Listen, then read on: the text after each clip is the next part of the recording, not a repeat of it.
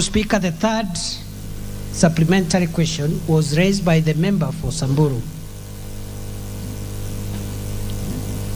And I want to assure the House, through you, Mr. Speaker, that the deaths that have been caused in Samburu and other parts of the country as a result of livestock rustling and banditry are regrettable. Two, we have had an operation going on there, but we continue to experience incidents of bandit attacks from time to time.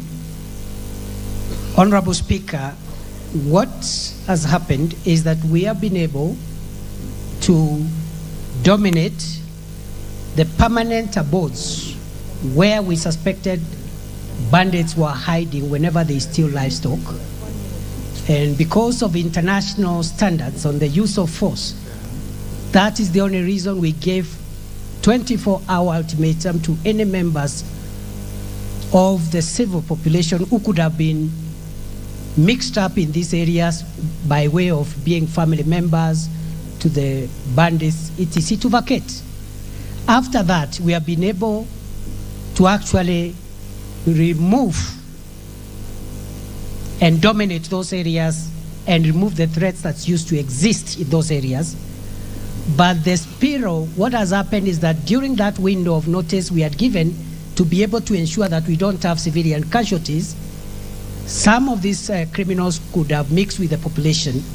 And because the security forces cannot be everywhere and guard every homestead, they are making sporadic raids, sometimes successful.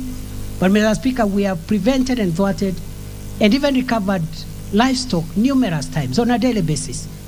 I am even willing to table within the time that we have had an operation in the north, how many livestock have been stolen in all those counties, how many have been recovered, and where, and how many are outstanding. We have not made full recoveries, and the reason is simple. That as soon as a raid is successful, the criminals divide the livestock into small numbers, 5, 10. So the recovery process is a bit slow, painful, but we've made some significant recoveries. I have evidence as late as yesterday, we have recovered livestock in Laikipia. So, Mr. Speaker, the challenge is still there. We do not want to deny that the challenge does not exist. And Mr. Speaker, this challenge has not started this year, last year, 5 years, 10 years. This is a problem that started as early as 1977 in some parts of these areas. We are doing everything possible to make sure that we have a final end of this problem. It cannot be done in a month, 2 months, 6 months, 1 year, but we will reach there. It doesn't matter what it takes. We appeal for patience, we appeal for understanding, and we know that we will get around it as soon as we continue this domination of these areas where the bandits retreat when they steal livestock. In fact, Honorable Speaker, we are upscaling the numbers of security agencies we have. We are doubling them on Saturday. And as I've announced, this deployment will not cease with the end of the operation. Whenever the operation will be called off, the security agencies will remain there for as long as Kenya exists, to ensure that this problem does not recur.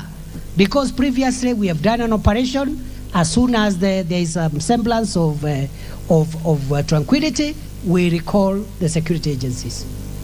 Honorable Speaker, the fourth supplementary question was raised by the member for Ugunja, the Honorable Pio Wandai.